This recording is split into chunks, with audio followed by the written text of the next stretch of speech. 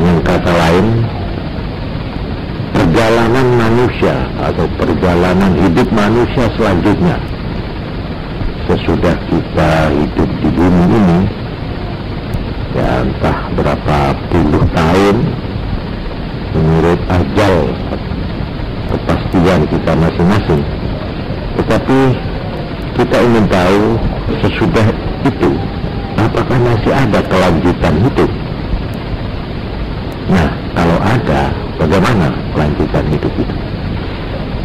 Saya kebetulan memang orang yang paling getol, paling senang atau paling gigih membicarakan soal ini justru adalah Imam Al-Ghazali, seorang bekas rektor Universitas An-Nizamiyah, satu-satunya universitas di timur waktu itu, yaitu di Baghdad, yang kemudian sesudah beliau itu mencapai puncak keilmuan, baik ilmu agama, tafsir, hadis, fikih, tauhid, maupun ilmu falsafat, yaitu beliau selama 2 tahun tekun mempelajari alam pikiran Yunani. Di samping itu beliau hidup di zaman di mana aliran-aliran ilmu dan aliran-aliran kerohanian, kebatinan itu pesat-pesatnya, sehingga beliau bingung atau kebingungan atau dibayangi keraguan. Akhirnya beliau bertekad untuk memulai dari permulaan, yaitu dengan jalan mempelajari secara tuntas masing-masing aliran yang terdapat di masyarakat waktu itu, aliran-aliran keilmuan dan aliran-aliran kerohanian.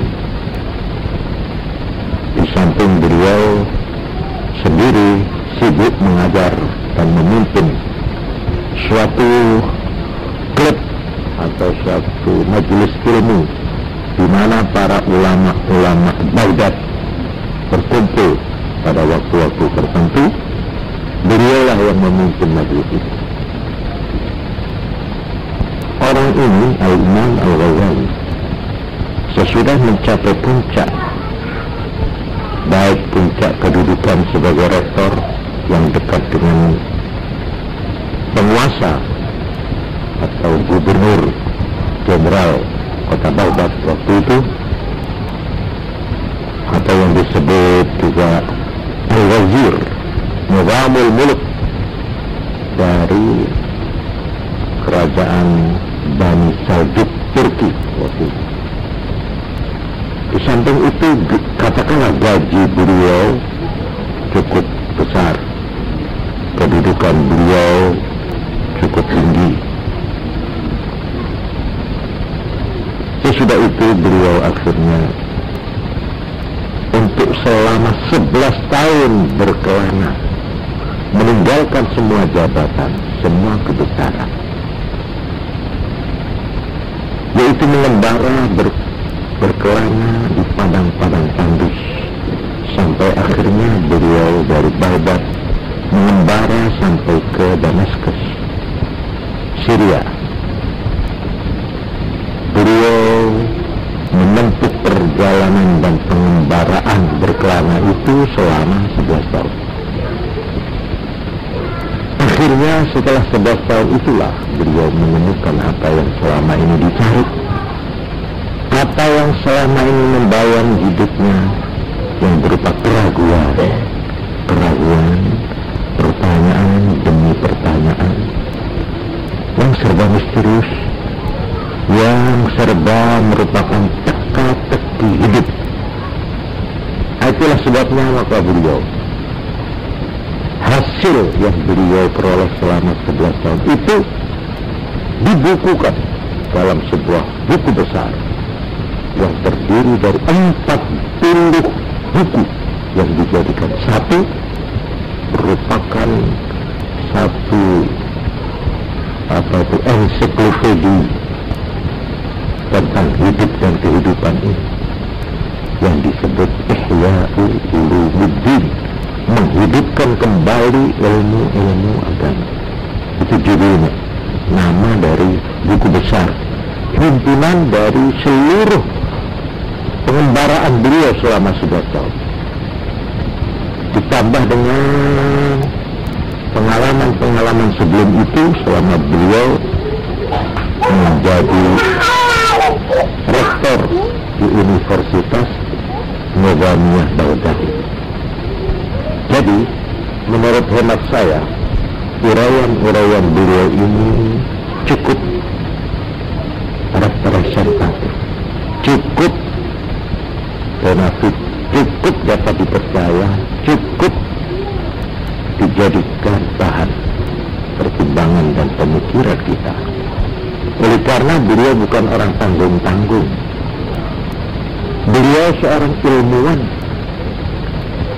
Bahkan kalau kita lihat bagaimana penilaian ulama-ulama terhadap Imam Al-Ghazali, ini hampir semua ulama menilainya sebagai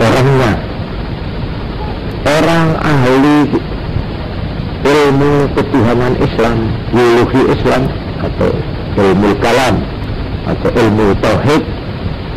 Itu menganggap beliau Imam Al-Ghazali sebagai salah satu tokoh besar dalam bidang ilmu tauhid. Ini kalau tauhid. Golongan ahli hukum Islam atau yang dikenal fikih, fuqaha, beliau pun disejajarkan dengan tokoh-tokoh besar di kalangan ahli fikih atau fuqaha itu. Sejajar dengan nama Ibnu Hajar, Imam Nawawi, imam-imam yang lainnya, itu SH, sarjana hukum Islam. Beliau pun dimasukkan dalam kelompok ini oleh mereka sendiri. Ilmu kalam, ilmu tauhid, ilmu tasawuf, ilmu kerohanian Islam, beliau pun dimasukkan salah satu tokohnya. Ilmu mereka sendiri, ulama-ulama tasawuf, beliau dianggap sebagai tokoh berat di dalam bidang tasawuf. Yang hebat lagi, di kalangan golongan ahli falsafat Islam, filosof Islam, macam Ibnu Sina, Al-Farabi, beliau Ghazali juga dimasukkan salah satu di antara deretan filosof atau filosof atau ahli falsafat Islam yang terkemuka. Ini beliau. Nah, buku yang besar yang terdiri dari 40 kitab itu dijadikan satu, disebut kitab Ihya. Nah, di sini antara lain saya lihat ada bab pada jilid terakhir, Al-Babus Sabi' fi Haqiqatil Maut wa ma yalqahu al-mayyit fil qabri ila nafkhatis sur. Bab yang ke-7 dari kitab yang terakhir menerangkan tentang hakikat mati. Apa itu nyatanya, senyatanya, sejatinya yang namanya mati. Wa ma yalqahul mayyit, dan apa yang akan dihadapi oleh yang disebut mayyit, orang mati, fil qabri, di dalam alam barzah, alam kubur, terus ila nafkhatis sur, sampai di titiknya sang tatkala, yaitu mulai orang itu mati, lalu nanti sesudah beratus-ratus ribu tahun mungkin dibangkitkan kembali, tulang belulangnya yang sudah hancur direkatkan kembali, dipulihkan kembali sehingga utuh, lalu dibangkitkan dari alam, dari kuburannya masing-masing, kemudian mengalami masa yang disebut hari terakhir, al-yaumul akhir, atau disebut hari dibangkitkan dari kubur, disebut yaumul qiyamah, hari kiamat. Kiamat itu artinya berdiri, bangkit dari kubur. Yang dikatakan al-yaumul akhir, hari terakhir, karena inilah hari yang terakhir dari dunia. Sudah itu nggak ada lagi hari, ditutup lalu kehidupan dunia ini, beralih kehidupan yang kekal abadi yang disebut akhirat. Nah, sebelum masuk jadi hari terakhir di dunia, lalu sebelum masuk ke akhirat, ke dunia akhirat, orang ini akan mendengar tiupan sangkakala dari malaikat Israfil.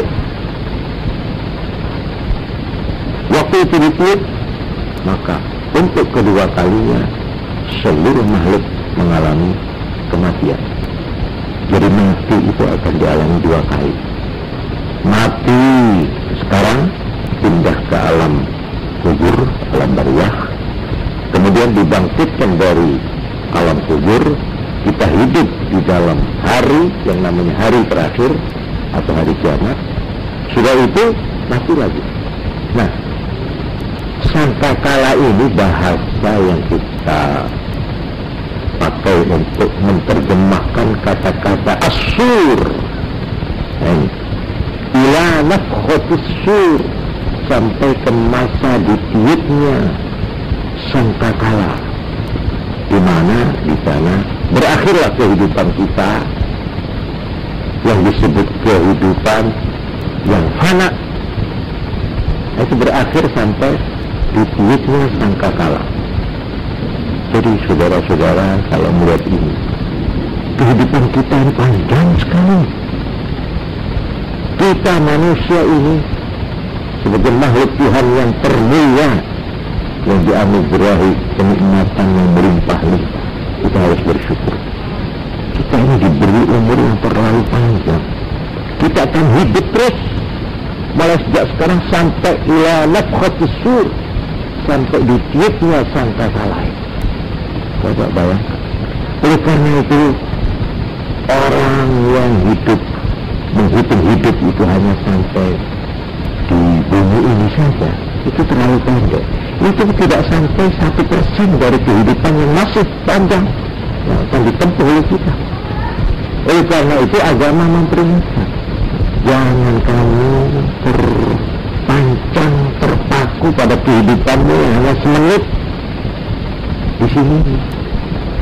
Kamu masih harus melalui lorong embung yang panjang yang tidak kamu lihat ujungnya, yang terdiri dari bukan hanya 1 menit, tidak berjam-jam, tapi bertahun-tahun, berpuluh, berabad-abad yang masih akan datang.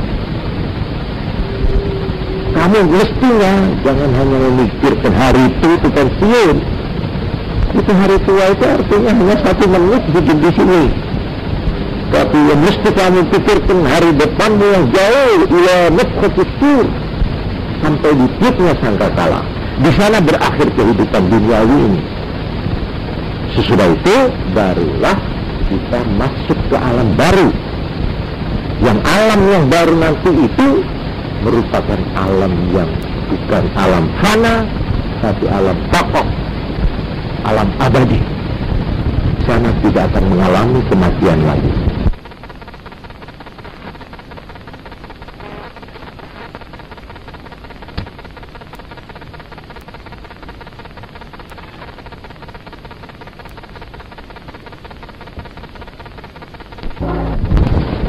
Tidak akan mengalami kematian lagi.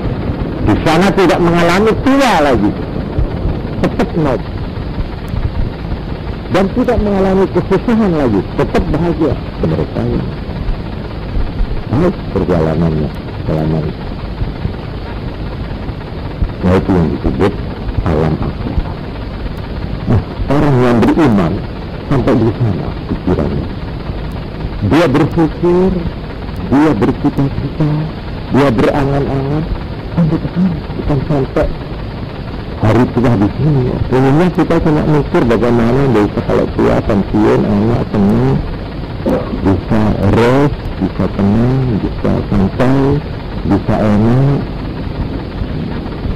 Memang itu juga harus dipikirkan. Tapi kehidupan kita di dunia ini, katakanlah 1 menit, kalau kita lihat jangka hidup yang masih panjang. Nah, untuk melihat masa yang akan datang inilah Imam Ghazali bersedia dengan bersusah payah mengumpulkan baik dalil-dalil dari Quran, dari hadis. Kita tidak akan tahu apa yang akan terjadi besok kalau tidak mendapat petunjuk dari yang membuat segala-galanya, pencipta agung, yaitu Tuhan sendiri. Tuhan memberitakan ini ya, kan besok mati ini perjalanan diteruskan. Nabi membantu memberikan penjelasan gini. Masalahnya sekarang percaya enggak kamu? Enggak percaya, sudah. Kalau begitu sudah stop. Habiskan umurmu, kebahagiaanmu, kesenanganmu di sini aja. Di bumi ini saja, 1 menit ini. Silakan.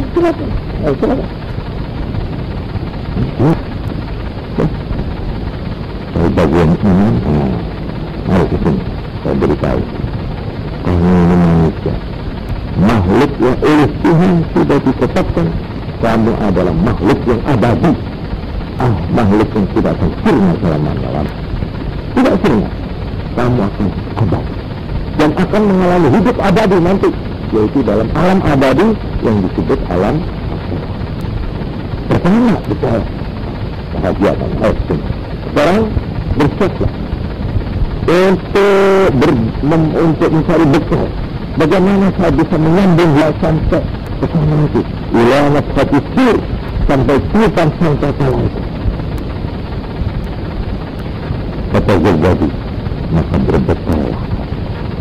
Fa'inna khairal zalik taqwa. Karena ini indah untuk sampai ke sana, kami kuat menempuh perjalanan yang panjang ini. Takwa itu apa artinya? Tunduk pada apa yang diberikan oleh Tuhan, mengikuti petunjuk Tuhan, menjauhi larangannya. Ini jangan kami berjalan di sini, jangan di sini berbahaya. Ini kita menjauhkan perjalanannya, tambah menyusahkan, tambah memberatkan. Kalau ingin beringat ini, dan patuh mengikuti petunjuk Tuhan, itu namanya takwa. Kalau kamu takwa, sampai ke sana dengan hit yang lancar, dengan enak. Ibaratnya kamu pun naik jet, naik sampai di sana tanpa susah. Tapi kalau tidak pernah bertakwa, kita merasa seperti pernah pengalaman baiknya di dunia ini. Ini perbandingan. Jadi saya sudah siap untuk membacakan, mengirikan saja pada ini pengajian mengenai perjalanan yang panjang tadi itu. Ya? Saya kira kalau bagaimana kita harus menempuh hidup yang selama 1 menit di sini, ini saya kira sudah cukup banyak diajarkan. Bagaimana orang harus amal soleh, harus ini, harus arkanul iman, itu semua untuk yang 1 menit ini. Tapi untuk yang sama itu ada lagi. Nah, inilah yang akan diuraikan oleh beliau. Maksud saya akan membaca seayat demi seayat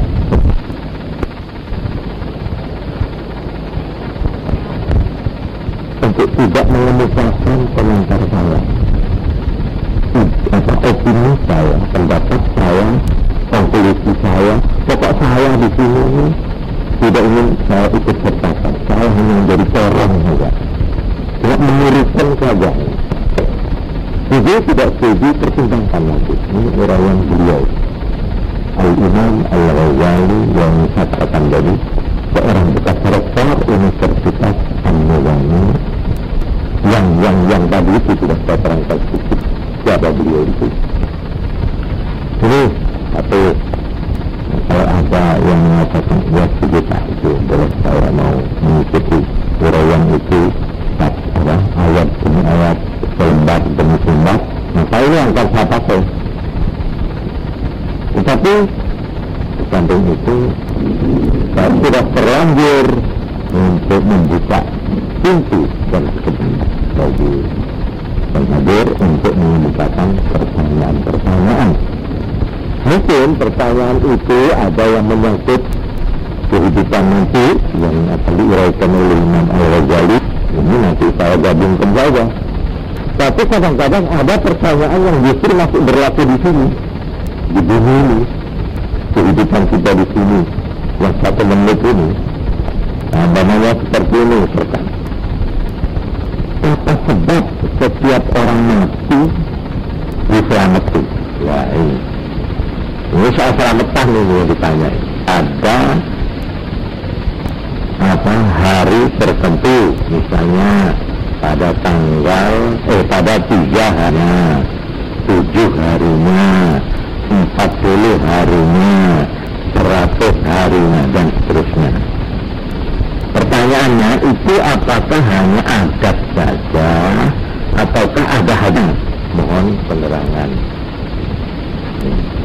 Yang kedua juga mengenai soal tahlil, selalu diperdebatkan, mohon penjelasan. Nah ini kan kalau saya menjawab ini pertanyaan sederhana, tapi untuk menjawabnya ya ini saya kira perlu uraian yang tidak sekedar menjawab, tapi harus sedikitnya mengemukakan dalil-dalil dan bagaimana persoalan ini sangkut pautnya dengan yang lain, ya kan?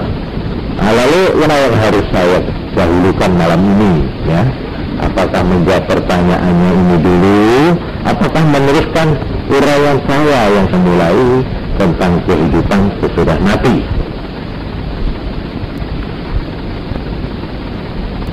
Silakan.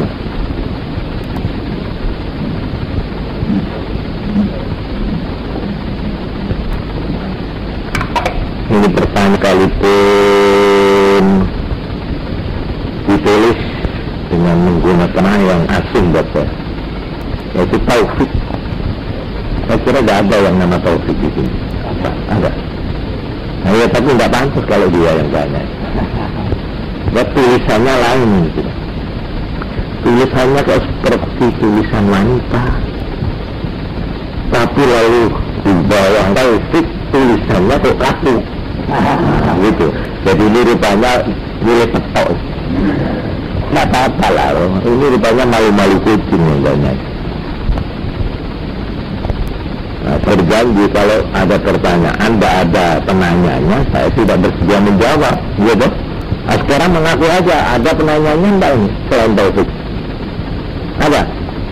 Wah, rupanya dari wanita itu. Milik petok sungguh kalau gitu. Baiklah, kalau begitu saya untuk malam ini saya mau menerangkan pertanyaan ini, ya kan? Ya, sudah saya tunda di pengajian yang sudah berjalan. Tapi ini apakah disetujui saya membaca ini uraian Al-Ghazali, ya? Tapi ya maaf ini kalau nanti saya sudah sampai bercerita meneruskan kelanjutan hidup sesudah mati ini tentu ada cerita-cerita yang saya pernah malam Jumat yang lalu ada komentar itu kok seperti cerita apa namanya yang serem-serem itu, horor ya. Memang betul itu memang yang serem mengerikan ada, tapi yang menyenangkan, yang menggembirakan juga ada, ya. Kita dengarkan saja apa adanya gitu saja. Komentarnya terserah kita penonton. Gitu. Kita ini penonton film gitu loh. Komentar terserah. Nah, ini adegan-adegan apa yang akan dihadapi oleh setiap manusia ini, kita senang atau tidak, kita enggan atau mau, ya mesti kita ada, yaitu mati dan kelanjutan dari mati. Apa ada yang kira-kira tidak mati kira-kira? Kalau tidak mati, saya semua ini merasa tidak akan mati. Karena itu saya senang hidup, ya kan? Tapi saya kira tidak bisa dihindari, mesti mati. Termasuk ya dokternya sendiri mati. Baik, yang saya mencoba membicarakan pertanyaan ini secara menyeluruh supaya persoalannya menjadi terang, ya. Pertama, tentang orang mati dan bagaimana orang yang tinggal, yang hidup, baik yang kepaten atau orang lain yang melihat ada orang mati. Menurut yaitu Ali bin Mas'ud, saya mau baca data-datanya saja, ya. Radhiyallahu anhu qala Rasulullah sallallahu alaihi wasallam, man azza musaban falahu misli ajrih. Siapa yang menghibur seorang yang kena musibah, kena malapetaka, maka baginya sama pahalanya. Artinya menurut agama, orang yang ditimpa kesusahan atau bencana atau apa saja seperti kepaten, maka kalau dia tabah menerima, kalau sabar dalam arti menerima dengan mental yang kuat dan pasrah kepada Tuhan, ya, dan ridha, Tuhan telah memperlakukan dia itu yang ridha, rela, dengan mengharapkan dengan mudah-mudahan saya termasuk hambanya yang dikasihi oleh dia. Tegasnya mengharapkan mendapat ganti imbalannya yang disebut pahala. Begitu orang yang kena musibah atau bencana dalam bentuk apa saja akan mendapat pahala, bukan karena bencananya, tapi karena sabaran dan ketabahannya.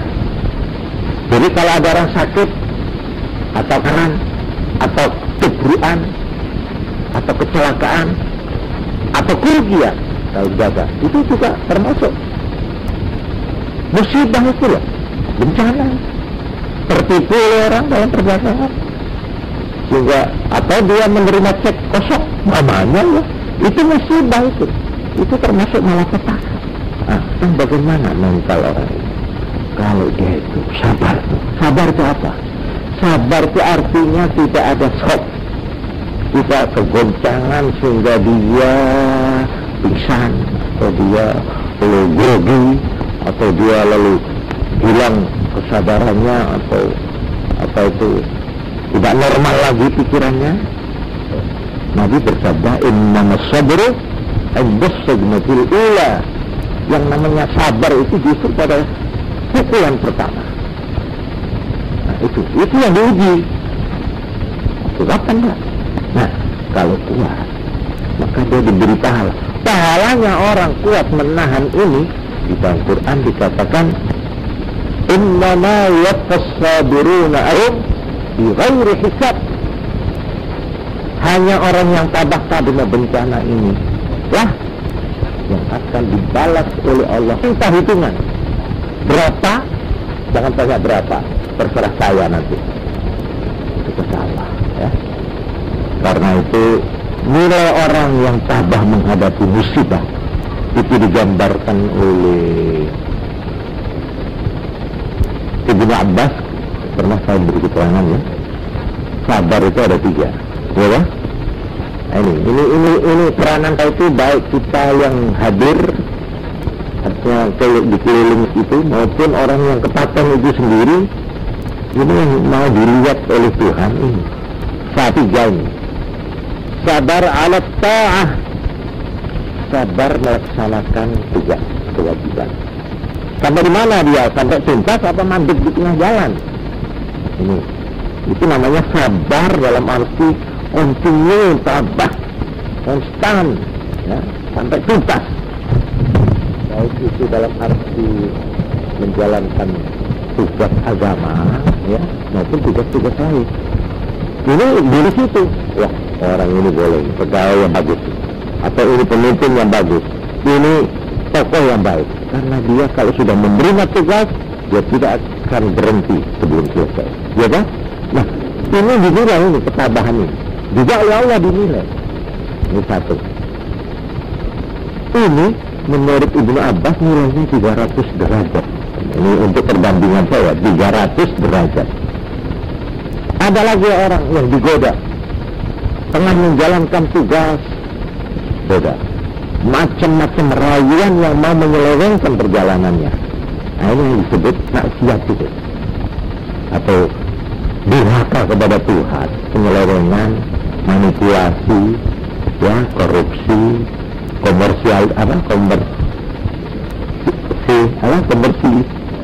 komersialisasi dan segala sisi-sisi yang tidak baik itu, ya, itu penyelewengan dalam bahasa agama disebut maksiat. Jadi maksiat itu durhaka menentang perintah Tuhan, taat pada Tuhan, itu maksiat. Ya, maksiat itu adalah bentuk besar, ada yang sedang, ada yang kecil, itu gantung, ya. Tapi segala penyelewengan itu namanya maksiat. Ini justru yang akan memberikan taat tadi itu, menjalankan tugas dinilai 300 derajat. Lalu rayuan-rayuan untuk nyeleweng, menyimpang dan sebagainya, kalau kita tabah, ya, untuk tetap bertahan, tidak mau dirayu, ya, umpamanya ini ketabahan ini dinilai 600 derajat. Jadi nilainya lebih tinggi dari tadi, iya bah? Kita berjalan, menjalankan tugas, terus dirayu, tidak mempan, jalan terus, tahu-tahu ketiban apa tujuan, umpamanya ada pohon tumbang lah, katakanlah, ya, tumbang, kan mau tidak mau, nggak bisa mengelak itu, berat. Atau sebentar menjalankan tugas, dirayu-rayu tidak mau, wah, akhirnya selip, umpamanya. Jadi karena hal-hal yang tidak terduga. Ini musibah. Ini namanya musibah. Tapi sekalipun kita kena musibah, kita sampai mudah selip, membentur tepi jalan, banyak, berat. Bagaimana sikap mental kita? Masih tetap ingat tugas untuk meneruskan perjalanan, apa lalu nangis di situ? Nah, terus bunuh diri di situ, terus putus asa di situ. Tapi musibah ini dimulai kalau kita berhasil tabah 900 derajat. Inilah nilai agama. Ini semua sabar. Yang pertama, sabar menyelesaikan tugas dinilai berapa? 300 derajat. Ini untuk sekedar perbandingan saja, ya. Kita dirayu-rayu, digoda untuk tidak meneruskan perjalanan ini. Kita lawan, tabah bertahan, kita dinilai 600 derajat. Kalau kita mendapat kecelakaan tiba-tiba yang mendadak, ya, entah kita apalah, ya, tabrakan, apa, ya itu seperti kepaten, ya. Tahu kita bersama istri kita mati, jajak di mobil itu. Ya kok mati kan jajak, dia opo gitu. Loh, saya opo ini tugasmu itu mau kau teruskan kan enggak? Ya, loh, kalau tidak kamu itu dapat nilai berapa? 900. Inilah gagahnya orang yang tetap sekali tugas tetap. Tugas kita harus selesaikan. Orang yang bersembahyang begini, ini nilainya di mata agama. Inilah orang yang innama waffas-sabiruna ajrahum bighairi hisab. Orang ini akan mendapat imbalan dari Allah tanpa hitungan. Nah, sekarang kita kembali, ada orang kepaten. Nah, di sini kita yang melihat peristiwa ini, kecelakaan, bisa merasakan betapa terpukulnya orang ini. Kalau dia kemanten baru, betapa. Kalau dia sudah beranak, justru karena banyak anaknya itu, betapa susahnya. Iya kan? Memikirkan anaknya tak kurat. Ya? Ini apa ditinggal bapak itu? Mama bapak itu, iya kan? Yang masuk Joko juga begitu. Aduh, kasihan. Iya kan? Biar tidak pernah mengetahui yang namanya hidup. Wah, iya kan? Belum pernah apa-apa, dia sudah kesusu namanya. Ini semua kesedihan-kesedihan. Kita yang melihat, dikatakanlah, siapa yang menghibur orang yang kena bencana, maka kalau berhasil orang itu dan tabah, terus terus umpamanya ya, dihibur, diperkuat hatinya sampai berhasil, maka orang yang menghibur ini mendapat pahala sama dengan pahalanya orang yang kena musibah itu sendiri. Ini jelas ya. Menghibur ini namanya ta'ziyah. Ta'ziyah itu cara ngelayat, ya, ngelayat atau ngelawat, ya, ta'ziyah. Atau dalam bahasa modern bela sungkawa. Jadi bela sungkawa itu jangan nambahi sedih, jangan nambahi aduh, kok gak balik ulang kalau biar gitu gak cukup ya, oh, itu ta'ziyah ini sebenarnya. Ini justru yang dilarang. Ini yang namanya niyahah. Niyahah itu meratapi nasib, meratapi kesedihan. Ini haram. Apalagi lalu yang namanya an-nadbi, ngitung-ngitung kebaikan yang mati dengan tujuan enak, gak ilau. Tuh, mas kula niku tuh paling hati sak dunia. Tuh, itu masalah paling mungkin pasaknya ditinggal tuh, kok welas menut pangeran itu kok. Bapak itu sedih-sedihnya kok ora kuat. Loh, mungkin itu bisa begitu. Ini mayat itu tersendat-sendat ya. Karena ditangisi ya apa? Arab menghadap Tuhan ditarik-tarik buntu tuh. Kan dia kan mau maju, tarik lagi. Sampai ada orang mau mati. Ya, ini saya melihat sendiri. Waktu keluarganya itu menangisi dalam arti tidak lila. Ya, jangan mas. Betul, disuruh oleh Tuhan. Tapi tersiksa ini. Nyawanya siksa pun saya di sini. Balik. Begitu lagi. Saya nangis. Sama Rai itu istrinya itu. Tega kamu melihat begini nih ya. Disiksa suami ini sekarang. Karena engkau merasa. Karena engkau tidak lelah. Tidak ridha melepaskan. Ayo teruskan. Biar dia dipermainkan oleh malaikat maut. Ya baru pulau sentak gitu.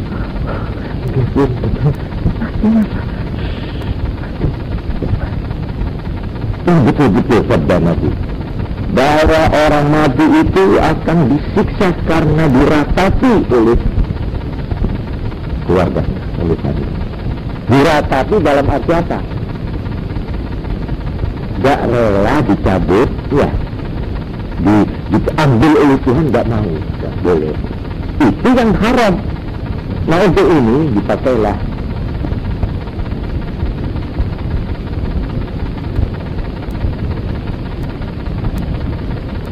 coba ini saya teruskan dulu tentang hadis-hadis bagaimana pahalanya kalau orang ta'ziyah meneguhkan hatinya orang yang kena musibah itu ya. Man azza sakla kusya burda atau barza, hadis dari Abi Barzah. Siapa yang menghibur janda, orang yang kehilangan suami atau anak, dia akan diberi pakaian kebesaran oleh Tuhan.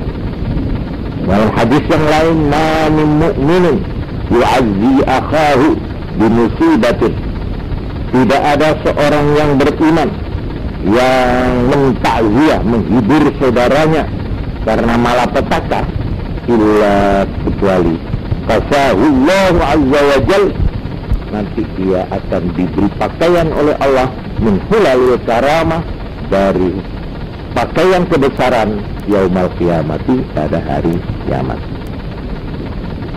Jadi takziah ini termasuk perintah agama. Jadi ngelawat atau apa? Ngelayat atau ngelawat, ini yang benar yang mana ini? Hah? Orang bener ini kalau nyebut ngelawat, tapi kalau di Jawa Tengah apa itu ngelayat. Maksud genderi sendi apa ya pada genderi. Ngelayat itu sunat. Sunat. Yang namanya ngelayat bagaimana? Ada 4. Ini supaya kita tahu apa yang harus dilakukan waktu kita itu ngelayat atau ngelawat, ya. 1. Wal amru bis sabri, yaitu menganjurkan supaya tabah menghadapi, entah dengan bahasa redaksi bagaimana terserahlah. Bagaimana orang yang ketaatan itu suka tabah menghadapi musibah ini. 1. Walhamdu alaihi biwa'adil ajri wa tahdhir minal wizri bil jaza, memperingatkan janji pahala dari Tuhan buat mereka yang tabah, dan memperingatkan orang itu ancaman Tuhan kalau sampai dia menyesal, gelo, tidak terima, ngersulo, dan sebagainya. Ini memperingatkan bagaimana agama memberikan pahala kalau tabah, sebaliknya kalau ngersulo bagaimana ancaman. Ini yang kedua yang harus. Nomor 3, waddu'a lil mayyit bil maghfirah. Takziah itu yang ketiga, mendoakan kepada yang mati supaya mendapat ampunan. Jadi bukan main domino, bukan. Di situ ada kan cara belasungkawa model yang lain-lain itu ada itu. Situ lalu ketawa-ketawa, main-main, minum-minum, tak main. Itu nggak tepat cara agama Islam loh ya. Mestinya kita doakan malahan.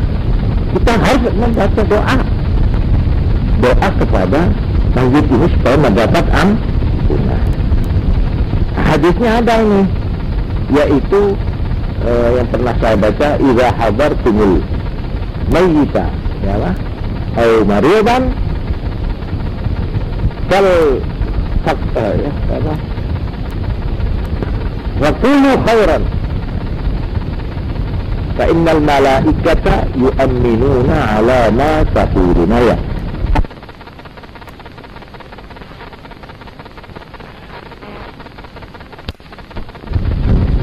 Innal malaikata yu'minuna ala ma taquluna, ya. An Ummi Salamah. Jadi yang layat itu betul rame-rame. Mata dikira aja dah karuan. Tambah bingung ki sekepatan iki.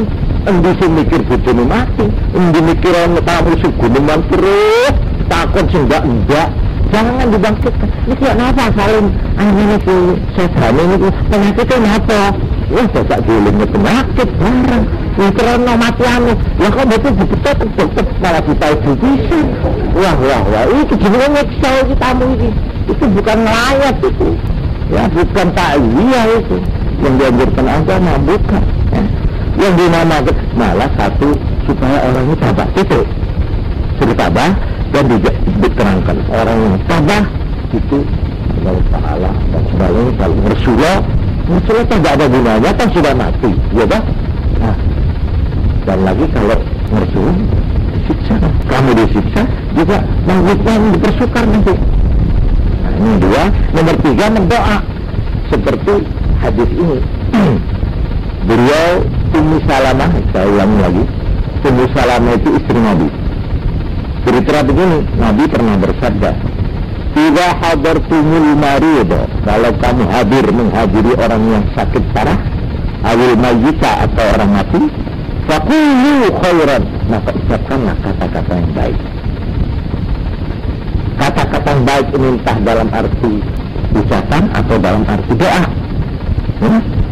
Fa innal malaikata, karena malaikat-malaikat yang hadir, yu'minuna ala ma taqulun, mereka mengamini apa yang kamu ucapkan. Nah, ini sahih riwayat Muslim. Jadi kita yang ketiga yang namanya ta'ziyah, yaitu apa tadi? Mendoakan mayit ini supaya mendapat ampunan. Nah. Yang keempat,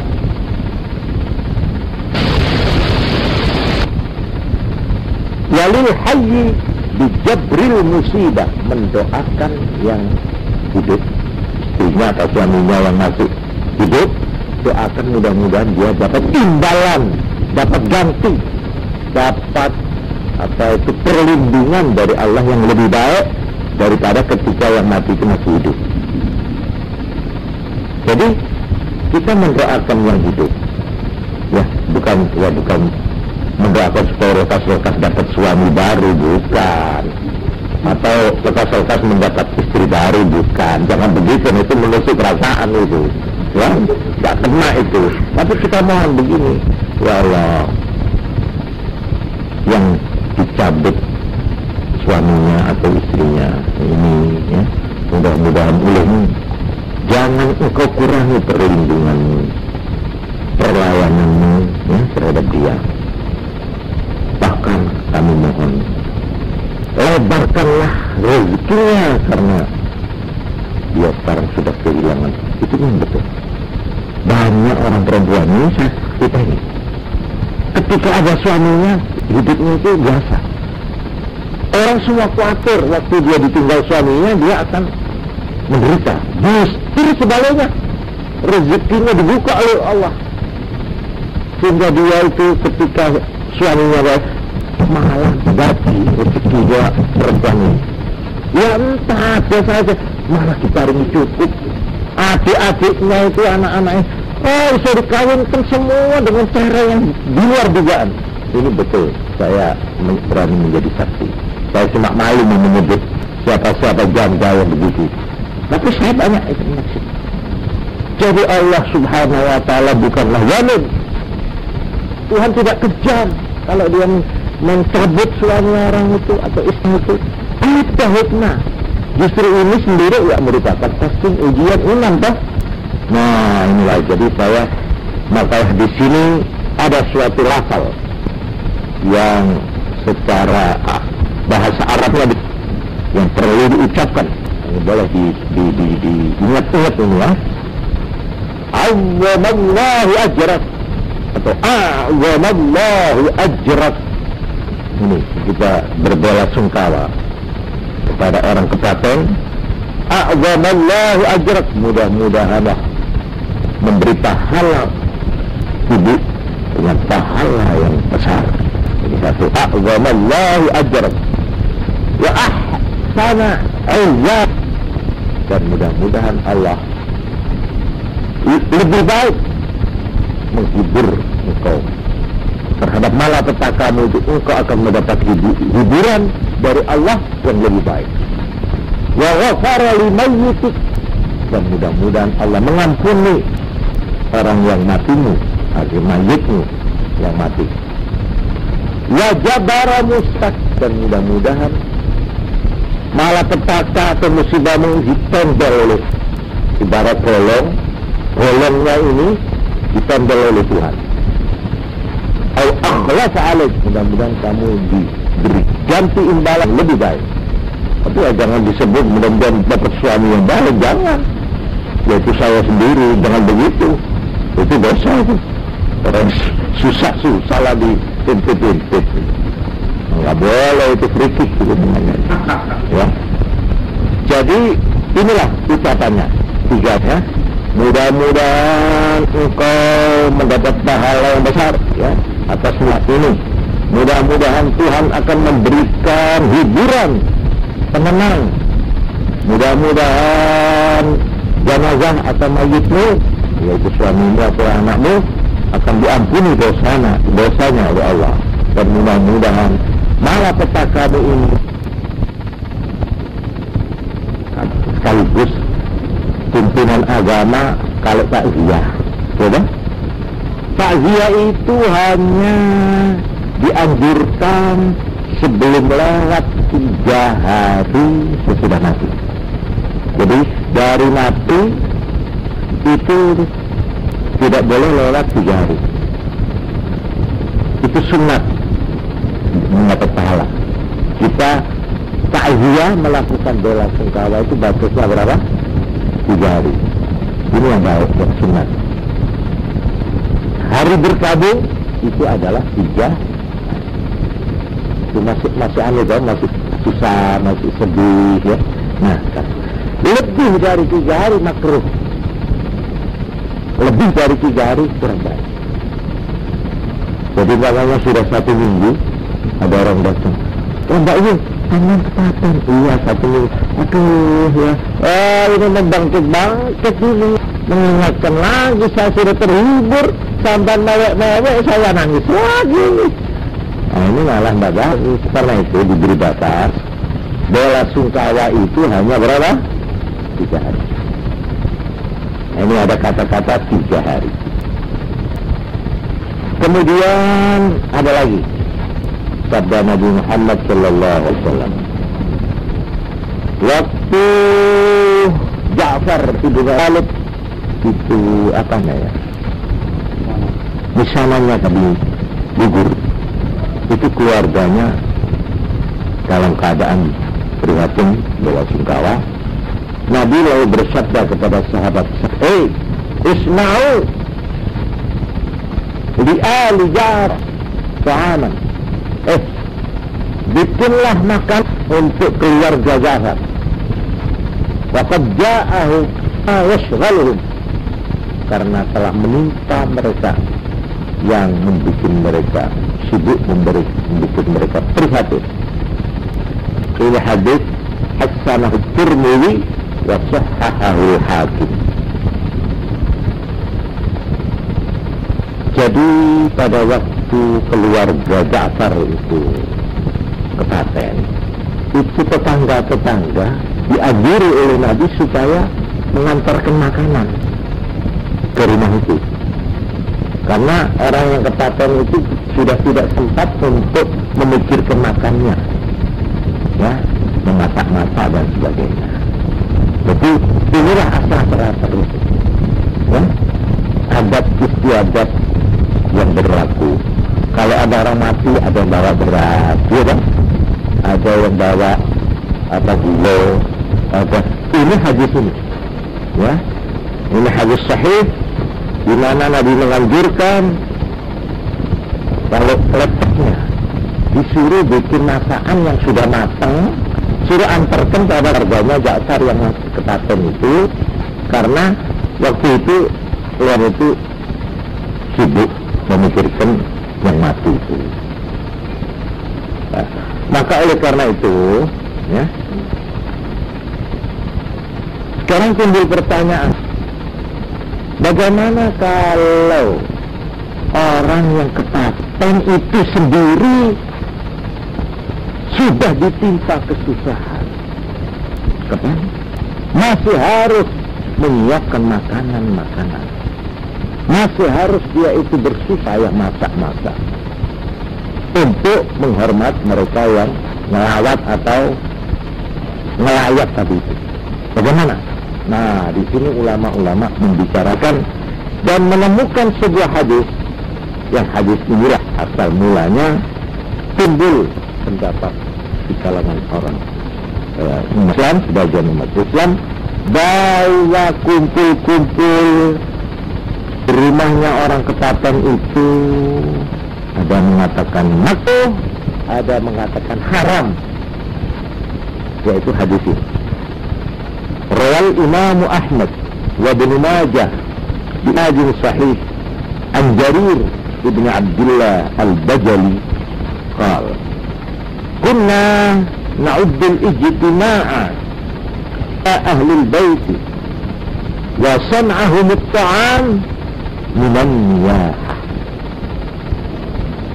Kami sahabat-sahabat Nabi, ini kata seorang sahabat namanya Jarir ibn Abdullah al-Bajali, na'uddul ijtima', menganggap kumpul-kumpul ila ahlul bait, yang punya rumah, yang kepaten itu, wasun'ahum at-ta'am, dan mereka membuat makanan, menyiapkan makanan, itu kami anggap atau kami hitung minan niyaha, termasuk niyaha.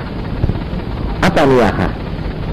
Niyaha itu yaitu Rasulullah meratapi yang mati dalam arti gak terima. Jadi ditafsirkan di sini niyaha wa wajhu abdihi minan niyaha ma fihi min shiddatil ihtimami bi amril hazan ari bi amril huzn. Dari sudut mana kok dianggap ini sebagai suatu niyaha? Oleh karena terlalu memperdalam dan terlalu mempersangat prihatinnya dan kesusahannya orang yang tertimpa musibah kepatian itu. Kemudian di dalam penjelasan lebih jauh, apa itu niyaha? Dalam bentuk apa niyaha itu? Yang diharamkan yaitu satu,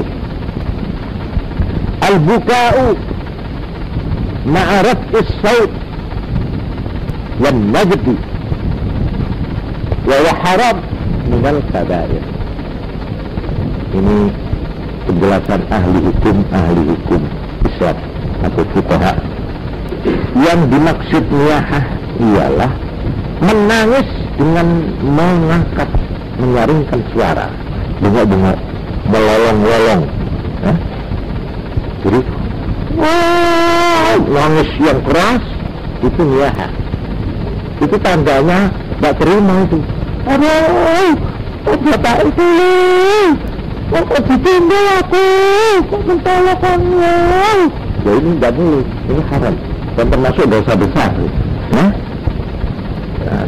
Wan najdi, ngitung-ngitung keapiannya yang itu. Jadi kebaikannya itu hilang sekarang karena mati. Itu disesali, ditangisi, diratapi. Begini ini niyaha. Ini kan tidak menerima makna artinya. Hanya diharamkan ininya loh. Ini satu. Nomor dua, wasyakku thawbin wa mislih. Wasyakku thawbin, merobek baju. Samanya itu sambil merobek tubuhnya, iya. Atau terus apa? Kotrek-kotrekan foto nggak dirusak ini, lemari ini gitu. Ini haram ini. Ini termasuk niyaha, tidak terima ya. Juga wa misliul khudud, mentinggi itu, lebih. Itu coba itu. Apa? Kita mati. Ini dosa, ini dilarang. Ya, tidak usah selamatan begitu aja haram begitu. Ini gulung-gulung namanya. Dosa itu. Itu yang semuanya tersiksa itu.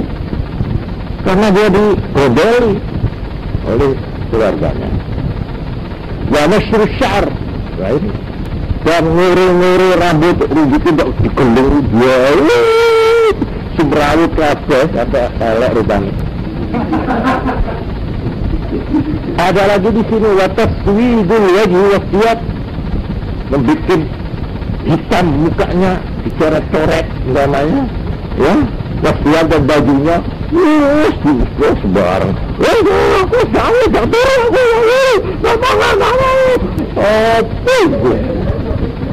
ini tidak boleh begini. Ini yang niyaha, ini yang dilarang. Jelas ya, haram itu. Jadi Kanjeng Nabi Muhammad sallallahu alaihi wasallam menegaskan soal yang dimaksud niyaha ialah dalam sabdanya laisa minna, tidak termasuk kita. Madarabal khudud, siapa yang menempilingi, memukul pipi, wasyaqqal juyub, dan merobek-robek sa'nya itu dirobek-robek, wada'a, dan bengok-bengok bida'wal jahiliyah, dengan seruan-seruan yang tidak berbau agama. Jahiliyah. Ya entah dengan cara, kenapa adik mendahului aku, mamanya. Bukankah baru kemarin kita di jembatan, mamanya. Apa itu? Nggak boleh itu. Apa kata-kata apa itu? Ya, ini hanya kesenian ini Pak, kesusastraan, deklamasi terakhir katanya. Nggak usah deklamasi ya. Itu yang dinamakan wajah dakwah jahiliyah yang tidak berbau agama Islam. Tetap. Wa qala sallallahu alaihi wasallam, an-naihatu idza lam tatub, orang yang niyahah, artinya orang yang melolong-lolong, yang nangis-nangis tadi itu, idza lam tatub, apabila dia tidak bertobat, tuqamu yaumal qiyamah, dia akan dibangkitkan di hari kiamat, wa 'alaiha sirbalun min qatiran, dia akan pakai baju terbuat dari qatiran, wa jara'un min jurab, pokoknya dia akan disiksa berbaju aspal yang panas, ya, dan diberi siksaan lah pokoknya orang yang niyahah. Artinya dengan ancaman ini berarti orang yang niyahah itu termasuk dosa besar, bukan haram saja, dosa besar. Orang melolong-lolong, ya, sampai gulung kuning, mukul-mukul mukanya itu seperti orang edan, itu termasuk dosa besar. Apa maksudnya? Intinya apapun perbuatan yang yunafir ridha bil qada'i wal qadar, yang menunjukkan tidak rela menerima takdir Allah. Ya, musibah ini diterima dengan rasa jengkel, dengan rasa marah kepada Tuhan. Kenapa suami saya, kenapa istri saya diambil? Nah, ini tidak ridha. Ini yang penting, wa yadullu 'alal jaza', dan menunjukkan atas rasa kecewa, wasukhut, dan marah. Ini yang dilarang. Sudah jelas ya. Nah, tadi sahabat Jarir bin Abdullah al-Bajali mengatakan, kumpul-kumpul di rumah mayit dan membuat makanan itu kami anggap sebagai niyahah. Nah, di sini orang menggunakan pikirannya. Apakah betul tahlil yang diadakan di sini itu termasuk meratapi dan tidak menerima? No. Nah, ini motivasinya yang harus dicari dulu. Apakah justru mereka itu dengan tahlil itu berdoa memohonkan ampunan? Nah, di sini karena itu akhirnya ulama mengatakan paling netral makruh. Paham sudah ya? Paling netral makruh. Jadi orang kumpul-kumpul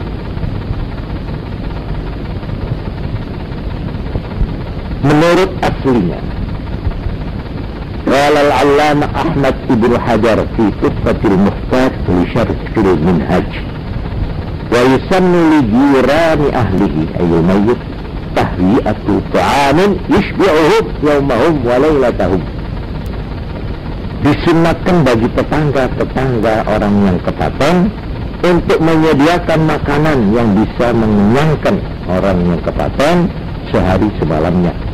Jadi sehari semalam itu bagaimana orang yang kepaten itu jangan sampai memikirkan soal masak-memasak, dicukupi oleh tetangga-tetangga. Ini sunat.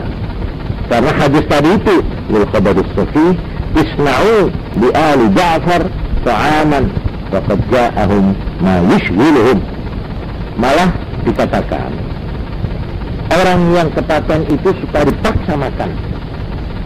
Sebab mungkin mereka itu diterteri, diberi makanan itu malah malu. Jadi supaya dimakan, sebab makan itu ya mungkin karena dia terlalu shock sehingga tidak mau makan, paksa makan supaya dia pulih kembali normal anunya itu, ya. Kalau orang tidak makan kan malah tambah tak karuan. Ini aslinya ini. Nah, lalu di sini beliau mengatakan wa ma'tida, dan apa yang dibiasakan. Tapi kalau orang yang niyahah, artinya wa yahrumu tahyi'atuhu lin-na'ihat bi'annahu i'anatun ala ma'siyah. Kalau yang punya yang kepaten itu melolong-lolong, meratap-ratap, bengak-bengok, tidak terima, kok mengenai makanan haram, yang memberi makanan haram, yang ingin melindungi, kalau tabak kuat dia melolong-lolong, kayak diberi makan, tabak jati, gitu. Nah, itu. Jadi biar dulu, biar kalau dia sudah tenang, sudah reda, ibarat kopi itu sudah ngelep, nah, mengisar kata, alake, kenapa mbak? Gitu. Itu nonton sekolah kecil, itu nonton berkesan, ini kelihatan abang, kan biasa di sini. Yang abang itu apa namanya? Tidak toh, tetangga toh, diberi bawang apa ya? Itu kebiasaan di sini. Itu cocok dengan ini, sunat, ya membantu. Jangan dibebankan pada uangnya yang punya. Jangan. Jadi tangga timbasan berat. Jangan urunan gotong royong. Nah ini harus dihidupkan ini. Jadi ini artinya meringankan bukan, ya kan? Tapi kalau kita yang kepaten di jauh ini ada biaya. Biayanya cuma berapa ini? 100.000. Wah. Itu aku mikir malahan di sini dikatakan. Kalau uang mayit, kalau mayit itu punya utang, lalu hartanya peninggalannya itu lalu diambil untuk selamatkan, haram, karena utang harus didahulukan. Nah, jadi harta miliknya orang yang kepaten, ini yang harus didahulukan tiga sebelum dibagi waris. Pertama, untuk sekedar menyelenggarakan penguburannya, biaya penguburan boleh, ini diambilkan pertama. Ya berapa kan tidak banyak kan, untuk kelengkapan ya, untuk itu ya. Syukur kalau ini tidak usah dikeluarkan dananya dari gotong royong anak-anaknya atau keluarganya, lebih baik. Terus yang kedua, utang harus dilongi dulu. Jadi uangnya berapa? Namanya katakanlah 10 juta. Nah, sekarang pinjamannya pada bank berapa? Perkadaannya berapa? Harus dikurangi. Katakanlah sampai umpamanya tinggal 2 juta. Yang 8 juta untuk membayar utang. Harus itu, tak boleh itu. Itu. Kalau dia berkewajiban zakat dan belum zakat, harus dikurangi zakatnya sebelum diwaris. Jadi tidak boleh terus merem, ayo anaknya 3 terus dibagi, tidak boleh, itu tidak sah itu. Harus kasihan itu nanti ini dikeciin, nanti hiburan itu loh, punya tanggungan itu dia gitu. Masa kita mau menari-nari di atas penderitaan orang tua kita, ya karena itu kalau kita menjadi ahli waris tidaklah tahu diri ya. Jadi kita itu dahulukan kepentingan mayit, tapi bagaimana dia dapat ditanggung sampai selesai, seperlunya diambilkan. Yang kedua, utangnya harus diselesaikan, jangan kesusu dibagi, karena itu biasanya pembagian waris itu nanti kalau sudah berapa harinya gitu loh ya, entah 100 hari, entah berapa harinya, pokoknya sudah perhitungan utang-utang itu sudah selesai. Nomor 3, apakah dia itu punya tanggungan zakat atau enggak? Kalau dia kaya loh, kalau punya tanggungan zakat ya harus dikeluarkan dulu zakatnya. Malah ada lagi 4, apakah dia sudah berkewajiban haji atau belum? Kalau dia sudah berkewajiban haji tapi belum dikerjakan, juga harus. Nah itu karena itu ada yang menghajikan orang mati kan ada itu. Nah itu caranya sudah murah sekarang, artinya gampang. Tidak harus orang itu diongkosi dari sini langsung ke sana, tapi harus orang yang sudah haji ya. Tapi bisa orang yang di sana kita hubungi orang penduduk sana, orang yang sudah mukim di Mekah, kita minta untuk melakukan haji atas nama Majid. Nah, ongkosnya lebih murah di sana. Itu yang namanya apa sekarang? Amanat haji. Ada. Ya. Itu karena menganggap yang mati itu punya tanggungan, mestinya wajib haji, tapi belum dikerjakan. Nah, ini nanti saya kemukakan dalil-dalilnya. Nah, sudah itu barulah ini waris. Nggak jelas ya? Kalau sudah waris berarti sudah menjadi berpindah milik, bukan mayit lagi, tapi yang punya adalah ya ini ahli waris. Si A dapat ini, B, C sudah dibagi, cek. Kemudian sekarang umpamanya atas persetujuan dan izin dari anak-anak ahli waris yang sudah dapat bagian masing-masing, iya, mereka lalu ingin bersedekah, mengadakan doa bersama. Nah, ini tahlil itu ya. Tapi sekarang saya tanya, apakah harta uang yang dipakai itu uangnya mayit? Bukan lagi, Bos. Ini uangnya siapa ini? Ahli waris kita. Sekarang ahli waris bermaksud untuk bersedekah. Boleh apa enggak ini? Nah, jangan dijawab dulu. Nanti saya kemukakan dulu. Jadi yang dilarang yaitu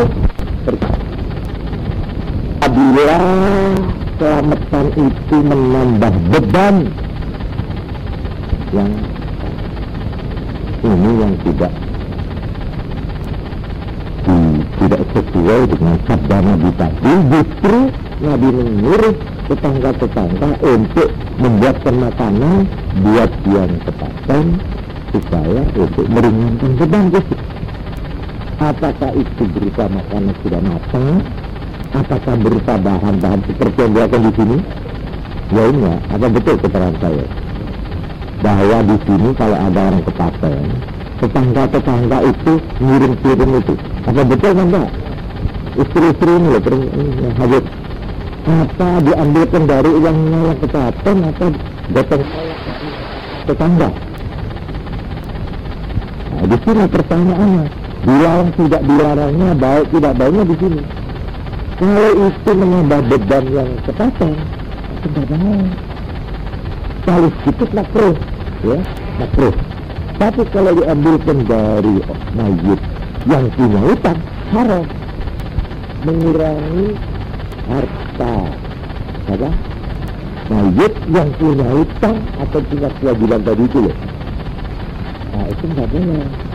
Tapi kalau memang makanan yang disediakan di situ itu dari gotong royongnya tetangga dan teman-teman, oh bagus, itu sesuai dengan anjuran Nabi, isma'u li ali Ja'far ta'aman faqad ja'ahum ma yusbilu.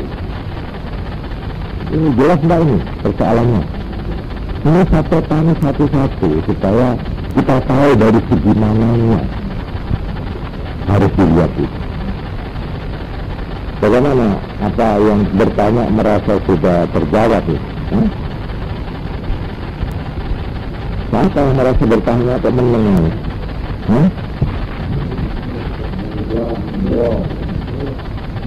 Siapa? Nah, sekarang saya bertanya kepada hadirin, apakah orang bertahlil titik beratnya itu apa? Nah ini kita harus terapkan dulu. Jangan kita melihat persoalan itu secara letterlek, secara lahiriah, secara kulit. Orang kumpul-kumpul, orang kumpul dan kumpul itu ada macam-macam. Kalau kumpulnya di situ meraung-raung, melolong-lolong, merotat-rotat, lalu diperintahkan ada acara, nangis. Ya apa nih? Misalnya jangan dikira bohong ini. Ada orang luar ini kalau saat jangan ukur nangis siapa. Malah pakaiannya diatur begitu rupa, anak-anak buahnya itu ponakannya apa dengan pakaian begini, udah diikat kepalanya terus ini. Itu nangis bikin gitu. Itu nggak boleh itu, nggak boleh. Tapi sekarang saya tanya, orang tahlilan itu berbaca ada acara nangis bersama? Ada? Nggak ada dong? Nggak ada. Yang ada apa? Baca yasin, udah? La ilaha illallah. Kan gitu. Nah, sekarang kita nanti satu-satu. Bagaimana hukumnya baca yasin? Bagaimana hukumnya baca la ilaha illallah? Terus doa, Allahumma amin, amin, amin. Sudah selesai, keluar hidangan. Nah, sekarang hidangan dari siapa ini? Entah 100-nya, apa 40-nya, apa berapa ribunya, tidak tahu lah saya. Tapi ini dari siapa? Ini yang dulu. Ya, apakah dari anak-anaknya? Apakah dari istrinya? Ya, kenapa kok sambil nunggu sedekah? Saya ingin bersedekah untuk yang mati. Saya yang mengeluarkan sedekah, pahalanya biar dia dapat. Kalau begitu, lain lagi persoalan. Paham saudara? Ini harus diselidiki satu persatu dulu, jangan dibiaya, ya. Ya itu sunnah, itu haram, itu bid'ah, itu baik, nanti dulu dilihat dulu bagaimana ini. Ini supaya kita itu objektif, ya, di dalam menghadapi masalah ini. Memang ada orang yang tidak senang tahlil, sebenarnya cuma satu, janganlah membuat melarat orang, jangan menambah melarat orang yang sudah melarat. Ada itu, iya kan? Janganlah orang yang sudah memikul beban ditambah beban. Ada enggak itu ucapan? Itu logis itu. Itu bukan. Cuma sekarang maksud sampai begitu apa? Hantem keromo semua orang yang selamatan itu begitu. Nah, itu dulu, ya kan? Oleh karena semarah kita membenahi masalah ini secara tenang. Gunakanlah apa pegangannya. Nah, untuk ini saya minta maaf ini. Saya terpaksa tidak bisa meneruskan atau menuntaskan keterangan malam ini. Saya akan mengemukakan minggu depan. Bagaimana dan apa yang dilakukan orang ketika melakukan tahlil dan apa dalilnya, baik Quran maupun hadis. Ini saya janjikan dalam Jumat yang akan datang. Yang terpaksa acara itu tadi yang pertama itu, yaitu untuk kitabnya Imam Ghazali tadi itu loh, yang untuk kelanjutan hidup nanti itu saya terpaksa ya tunda dulu. Jadi ini belum selesai jawaban ini. Saya memang mengatakan ini pertanyaannya sederhana sekali, tapi oleh karena masalahnya ini saya anggap masalah yang perlu dipahami, terutama oleh angkatan muda, oleh generasi muda, ya, maka perlu ini dijelaskan secara agak terperinci sedikit, ya. Supaya kita itu jangan termasuk di dalam firman Allah, wala taqfu ma laysa laka bihi 'ilm inna as-sam'a wal basara wal fu'ada kullu ulaika kana 'anhu mas'ula. Ini satu ayat yang berlaku. Wala taqfu, jangan kamu mengikuti ma laysa laka bihi 'ilm, apa-apa yang kamu tidak punya pengetahuan tentang itu. Kamu tidak ngerti itu, ikut-ikut, tidak boleh. Jangan kamu mengikuti sesuatu yang kamu belum mengerti. Inna sama karena pendengaran, basara penglihatan, wal-fu'ad pikiran, hati, itu masing-masing akan ditanya, akan diminta pertanggungjawabannya. Jadi seorang Islam tidak boleh melakukan sesuatu, apalagi mengenai agama, yang orang itu belum tahu, belum tahu bagaimana itu hukumnya, bagaimana keterangannya, nggak boleh. Apalagi buat orang-orang yang mengerti. Kita ini bukan termasuk ya setengah awam lah kita ini ya. Kita bukan orang yang termasuk tingkat tinggi, tapi juga bukan tingkat terendah. Itu mengerjakan sesuatu tanpa mempunyai pengetahuan atau tanpa mempunyai pegangan, apalagi masalah agama. Insya Allah minggu depan saya akan menunjukkan apa alasannya yang mengadakan tahlil, apa yang namanya upacara tahlil, ngatisi atau itu di penggunaan ya yang ditanya itu 7 hari, ada lagi apa 40 hari, 100 hari, ada lagi hol ya, hol itu apa itu Pak? Mohon diterangkan. Insya Allah nanti saya ya akan saya coba menjawabnya minggu depan.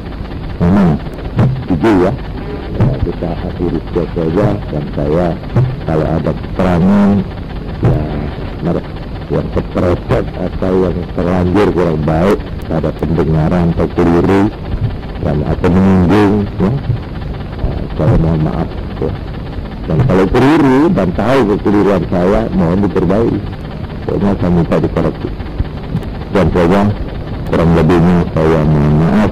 Assalamualaikum warahmatullahi wabarakatuh.